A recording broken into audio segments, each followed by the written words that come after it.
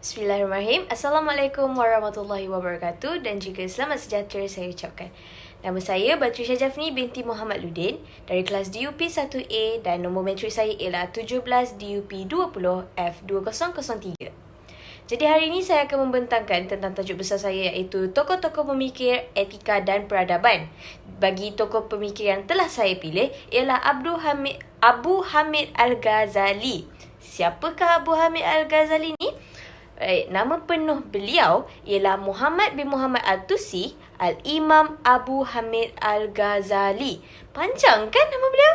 Jadi beliau sebenarnya digelar sebagai Al-Ghazali bersempena dengan gelar bapanya yang bekerja sebagai pemintal bulu kambing iaitu Al-Ghazal. Jadi Abu Hamid Al-Ghazali ni dilahirkan di Thus, Khurasan, Iran pada tahun 1058 Masihi. Kemudian beliau telah wafat pada Isnin 19 Disember 1111 Masihi atau bersamaan dengan 14 Jamadil Akhir 505 Hijrah, Tabran, Tus Empire Seljuk. Baiklah, untuk poin yang pertama, saya akan menceritakan serba sedikit tentang kelahiran dan kehidupan awal Abu Hamid Al-Ghazali. Untuk pengetahuan semua, Abu Hamid Al-Ghazali ni dia datang daripada keluarga yang miskin dan bapanya merupakan seorang ahli sufi yang sangat warak. Dan disebabkan bapanya mempunyai satu cita-cita yang tinggi iaitu bapa dia ingin melihat anak dia menjadi seorang yang alim dan juga soleh. Jadi disebabkan oleh itu, Abu Hamid Al-Ghazali ni dia menjadi seorang yang sangat tekun dalam menuntut dan mendalami ilmu pengetahuan sampai dia berjaya dan mempunyai pengetahuan dan menguasai dalam pelbagai jenis cabang ilmu. Salah satu contohnya dia usuluddin, usul fiqh, membaca hikmah dan yang paling terkenal ialah falsafah. Untuk poin yang kedua, saya akan teruskan tentang pendidikan Abu Hamid Al-Ghazali. Untuk pengetahuan semua, Al-Ghazali adalah seorang ulama, ahli fikir dan juga ahli falsafah yang terkemuka sehingga kini. Dari segi pendidikan, Al-Ghazali dan adiknya Ahmad mendapat didikan awal daripada seorang tokoh sufi yang menerima wasiat daripada ayahnya sebelum bapanya meninggal dunia ketika Al-Ghazali masih lagi kecil. Jadi melalui tokoh sufi itulah Abu Hamid Al-Ghazali ni dia dapat ilmu dan juga Ahmad pun dah mula didedahkan dengan asas-asas menulis, membaca, asas-asas dalam pengajian Al-Quran dan juga hadis.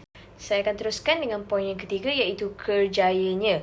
Jadi pertama kali Abu Hamid Al-Ghazali pernah meneruskan kerjaya dengan mengembara ke Al-Askar, Baghdad dan bertemu dengan seorang menteri yang bernama Nizam Al-Mulk iaitu seorang pembesar keturunan Bani Saljuk.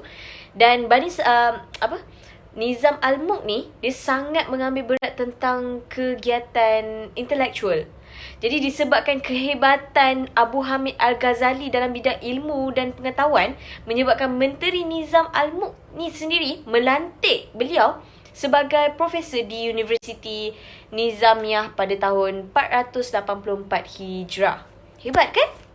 Untuk pengetahuan semua, kuliah yang disampaikan oleh beliau pernah dihadiri sehingga 400 orang pelajar termasuklah dalam kalangan pembesar-pembesar kerajaan pada ketika itu. Baiklah, bagi poin yang keempat adalah perjalanan hidup.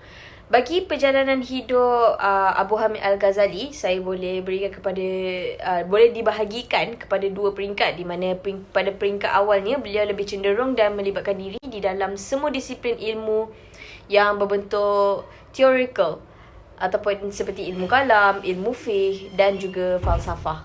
Manakala bagi peringkat kehidupannya yang kedua adalah lebih bersifatkan kerohanian iaitu selepas beliau mengasingkan diri di Damsyik, Syria yang bermula pada tahun 488 Hijrah sehinggalah ke akhir hayat beliau iaitu 505 Hijrah selama 17 tahun. bagi poin yang terakhir, iaitu karya-karyanya adalah sepanjang hidup Abu Hamid Al-Ghazali. Beliau memang telah menghasilkan banyak buku penulisan dan pelbagai bidang, khususnya bidang falsafah, ilmu kalam, tasawuf, usul al-fiqh dan sebagainya. Tapi terdapat juga dalam kalangan sarjana yang telah mengatakan bahawa karya Al-Ghazali ni telah mencecah sehingga 400 buah. Tapi namun begitu, Sulaiman Dunia telah mencatatkan sehingga 56 buah saja yang terdapat dalam Mukadimah Fadilah, iaitu kata penghantar tentang kitab Faisal Al-Tafriqat. Baiklah, sebagai kesimpulannya, ketokohan Al-Ghazali dalam pelbagai bidang ilmu sangatlah dikagumi dalam dunia Islam maupun Barat. Jadi sebab pengaruh pemikiran beliau yang sangat meluas ni sampai dikaji, masih lagi dikaji pada masa kini dalam pelbagai jenis lapangan. Bahkan karya-karya beliau juga masih lagi diterjemahkan ke dalam pelbagai bahasa untuk diteliti dan dijadikan rujukan. Walaupun ada juga yang sesetengah ilmuwan yang mengkritik dan juga mempunyai perbezaan terhadap beliau, tapi ini membuktikan betapa luasnya pengaruh dan pemikiran beliau dalam pelbagai lapangan ilmu. Jadi itu saja daripada saya, dan slide seterusnya akan diteruskan oleh sahabat saya. Terima kasih. Assalamualaikum warahmatullahi wabarakatuh. Nama saya Natasha binti Nasrun, bernombor pendaftaran 17 DUP 20F 2019. Hari ini saya akan menceritakan tentang latar belakang seorang tokoh yang bernama Ibnu Khaldun. Ibnu Khaldun seorang tokoh sejarawan ulum. Nama sebenar beliau ialah Abdul Rahman bin Muhammad bin Muhammad. Beliau dilahirkan pada tahun 732 Hijrah bersamaan 1332 Masihi di Tunisia. Beliau dikenali sebagai Ibnu Khaldun bersempena dengan nama tempat kelahirannya iaitu di Kuldiniah di Tunisia.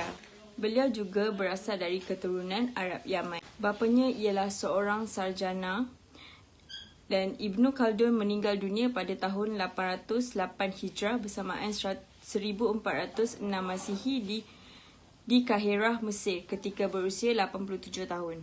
Ibnu Khaldun dikebumikan di luar Babu Nas iaitu keluarganya berasal dari keturunan Arab Yaman yang datang ke Sepanyol ketika pembukaan Sepanyol oleh tentera Arab Muslim.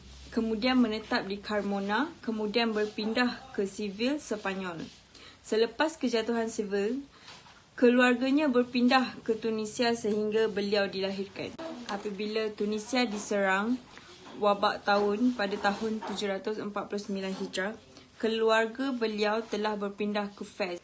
Pada tahun 1375 Masihi, mereka berhijrah ke Granada, Sepanyol kerana mahu melarikan diri kepada kerajaan di Afrika Utara. Lantaran kepada politik di Granada tidak stabil, ia mendorong beliau merantau ke Algeria. Selepas itu berhijrah ke Bauji dan akhirnya sekali ke Mesir sehingga akhir hayat. Seterusnya, saya akan menceritakan serba sedikit sifat kepribadian Ibnu Khaldun. Ibnu Khaldun seorang yang bersifat tekun mencari ilmu. Sejak kecil, sering belajar pelbagai ilmu fardu ain dan kifayah. Malah kesibukan tugas sebagai pentadbir tidak menghalangnya untuk menuntut ilmu. Selain itu, Ibnu Khaldun juga mempunyai ingatan yang kuat. Beliau menghafal Al-Quran sejak kecil serta menguasai pelbagai bidang ilmu dalam usia belasan tahun. Selain itu, Ibnu Khaldun juga seorang yang berjiwa pemimpin. Ia menjadi pegawai tinggi istana dan ketua hakim negara kerana kecekapannya dalam pentadbiran serta keupayaannya mengemukakan idea yang bernas. Beliau juga seorang yang kreatif. Beliau berjaya menengahkan sejarah sebagai bidang ilmu yang tersendiri melalui karyanya Al-Mukadimah. Akhir sekali, beliau juga bijak berpidato. Beliau aktif berdebat untuk menambah ilmu beliau. Sekian, itu sahaja dari saya. Sekian, terima kasih. Assalamualaikum warahmatullahi wabarakatuh. Nama saya Nurbaiti Zulfa binti Rusdin dan nombor matrik saya ialah 17 DUP 20F 2005. Okey, seterusnya saya akan bercerita tentang Malik bin Nabi. Nama diberi Malik bin Nabi atau nama keduanya Sadiq bin Nabi. Beliau dilahirkan pada 1 Januari 1905 di Constantine, Algeria, dan beliau wafat pada 31 Oktober 1973 di Algiers. Okey, bidang beliau ialah filsafat, sosiologi dan sejarah. Karya beliau adalah Al-Zahiriyat Al-Quraniyah, Mushkilat Al-Afkar, Al-Alam Al-Islami, Syuruth Al-Nahdah, Fikrat Al-Afrikiyat, Al-Asiyawiyat, Fi Da'i Al-Mu'tamar Bandunj. Baiklah, seterusnya ialah kelahiran dan kehidupan awal Malik bin Nabi. Malik bin Nabi lahir pada 1905 di Constantine, Algeria. Beliau berasal daripada keluarga Muslim imigran dan ibunya dari wilayah Tripoli, Libya. Beliau menghabiskan zaman kanak hingga remaja di Tabisa, sebuah kota yang pada saat itu sedang tumbuh kesedaran bagi masyarakatnya terhadap membina rancangan masa depan. Sementara ayahnya hanyalah tamat dari sekolah menengah bernama Al-Madrasah Ar-Rasmiyah dan bekerja di Masjid Komun Lokal 1. Bin Nabi banyak memperoleh pendidikan awal daripada neneknya melalui beberapa cerita rakyat, misalnya tentang bagaimana membangun sebuah karakter Muslim dan bagaimana seharusnya menghadapi tantangan hidup. Baiklah, seterusnya perjalanan hidup Malik bin Nabi. Pada tahun 1921, beliau memulakan pengajian dan di situlah beliau memanfaatkan semaksimal mungkin untuk mempelajari ilmu-ilmu moden Perancis. Seterusnya pada tahun 1930, beliau melanjutkan pengajian ke Perancis. Setelah gagal memasuki sekolah bahasa-bahasa Timur, beliau memasuki Institut Teknik untuk mendalami sains. Tidak lupa juga sekitar tahun 1931, beliau mengahwini seorang wanita Perancis yang sentiasa memberi dorongan moral dan material yang amat baik dalam perjuangannya. Bahkan turut serta membantu suaminya dalam berfikir. Seterusnya, karya-karya utama bin Nabi. Sebagai seorang tokoh pembaharuan pemikiran Islam, bin Nabi telah menghasilkan banyak dan pelbagai karya, antaranya telah diterjemahkan ke dalam bahasa Arab dan bahasa Inggeris. Antara karya-karya utamanya adalah Zahiriyat Al-Quraniyah, Fenomenologi Al-Quran. Buku ini telah diterbitkan pada 1946 yang membahaskan pandangan-pandangan bin Nabi tentang tafsir klasik. Karya seterusnya ialah Mushkilat Al-Afkar, Al-Alam Al-Islami, iaitu problem pemikiran dunia Islam. Buku ini ditulis pada tahun 1970, membahaskan secara terperinci berbagai jenis masalah utama pemikiran Islam di negara-negara Islam. Ketiga ialah Syuruth Al-Nahdah, iaitu syarat-syarat kebangkitan. Buku ini ditulis pada tahun 1976 menjelaskan fakta-fakta terdapatnya perhatian khusus negara-negara Arab terhadap pengembangan ilmu-ilmu sosial. Buku yang terakhir ialah Fikrat Al-Fikriyat Asiyawiyat Fi Da'i Al-Mu'tamar Bandung, Fikiran Asia Afrika dalam konteks persidangan Bandung. Buku ini ditulis pada 1977, berusaha memberi komen tentang beberapa makna persidangan Asia Afrika Bandung dari sisi peradaban manusia. Itu sahaja daripada saya tentang Malik bin Nabi. Seterusnya saya akan paskan kepada kawan saya, Nurul Amira Aiman. Saya Nurul Amira Aiman binti Khairul Haizal. Nombor pelajar saya adalah 17 DUP 20F 2001. Okey, terima kasih kepada Nurbaiti Zulfa atas penerangan tadi. So sekarang giliran saya untuk menerangkan tokoh yang saya pilih, iaitu Syed Muhammad Naqib Al-Atas. Okey, jom kita mengetahui tentang tokoh ini. So, nama penuh beliau adalah Profesor Tan Sri Dr. Syed Muhammad Al-Naqib bin Ali bin Abdullah bin Muhsin Al-Atas. Beliau dilahirkan pada 5 September 1931. So, berapa umur beliau? So, umur beliau adalah 90 tahun. Dan beliau dilahirkan di Bogor. Okay, so sekarang saya akan cerita serba sedikit tentang siapa itu Syed Muhammad Naqib Al-Atas. Okay, so beliau merupakan seorang cendekiawan Muslim, ahli falsafah Muslim dan tokoh Melayu terbilang pada 2011. So sekarang ni beliau telah menetap di Malaysia. Beliau juga menguasai ilmu teologi, falsafah, metafizik sejarah dan kesusastraan. So, beliau telah menempuhi pendidikan awal pada usia 5 tahun. Okay. Nak tahu dekat mana? Dekat Johor. Namun, pada ketika pendudukan Jepun, beliau telah pergi ke jauh untuk belajar bahasa Arab di Madrasah Al-Urwatul Usra. Okay. So, saya akan cerita sedikit tentang mak ayah dia. Okay. Bapa beliau adalah Said Ali Al-Atas. Manakala ibunda beliau adalah Sharifah Rakwan Al-Aidrus. Manakala saudara kandungnya Said Husin Al-Atas dan Said Zidal.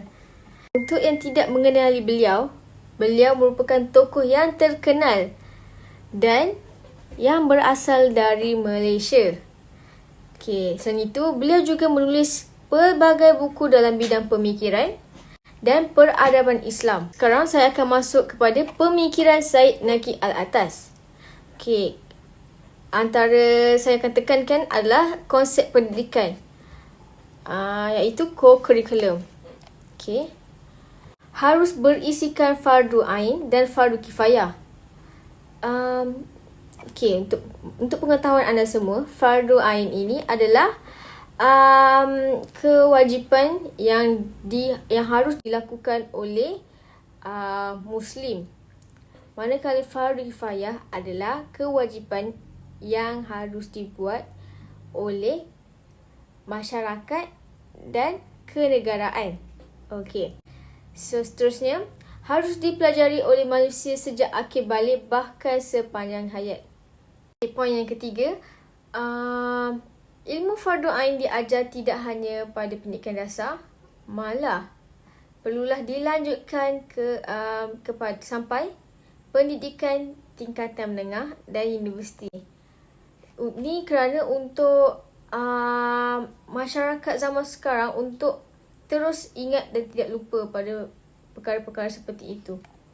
Seterusnya, perumusan kandungan dan ruang lingkupnya haruslah didahulukan pada tingkat ini sebelum dilanjutkan ke tingkat yang lebih bawah. Ini kerana universiti perlulah menjadi model bagi pendidikan di bawahnya. Okey, yang kedua adalah metod. Okey, kita ada metod tauhid dan metod metafora.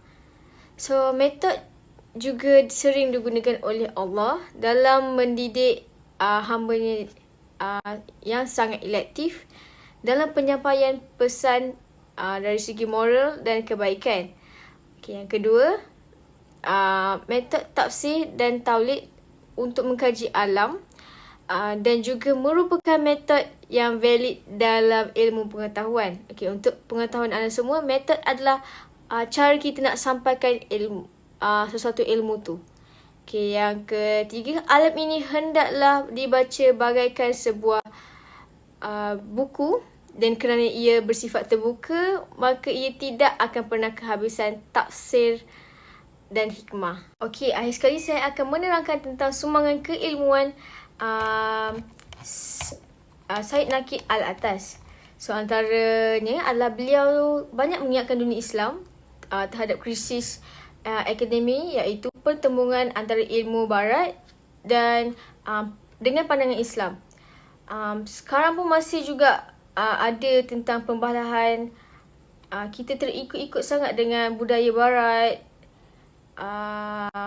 dan sebagainya. Okay, yang kedua, beliau bukan saja ilmuwan, cendekiawan, negarawan, bahkan muncul sebagai sebutir permata yang sukar dicari dan jarang sekali muncul dalam kalangan umat Islam. So, beliau merupakan orang yang bertuah dan sangat bertuah kerana telah diberi kelebihan. Okey, manakala yang terakhir, ilmu kalam dan akidah dalam segi aspek pemikiran Islam telah dikukuhkan selari dengan usaha golongan ilmu Islam yang terdahulu. Okey. So, itu saja daripada saya. Terima kasih.